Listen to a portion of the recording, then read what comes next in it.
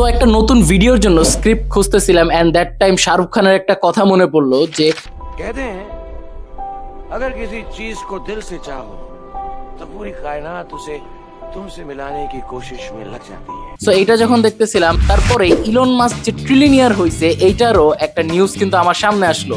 So Elon Musk কিন্তু বর্তমান সময়ে সারা বিশ্বের একমাত্র ট্রিলিনিয়ার এবং ইতিহাসের প্রথম ট্রিলিনিয়ার।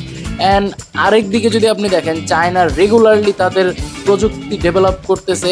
এমনকি আরেকটা নিউজে দেখলাম চায়নাতে 5 থেকে 10 বছরের বাচ্চারাও কিন্তু এআই টেকনোলজি নিয়ে কাজ করতেছে, কোডিং নিয়ে কাজ করতেছে। বাট সেদিক থেকে যদি দেখেন আমাদের বাংলাদেশের প্রেক্ষাপট, এখন পর্যন্ত আমরা সেই সভাপতি এবং সহসভাপতি ভাইদের থেকে দূরে আসতে পারিনি।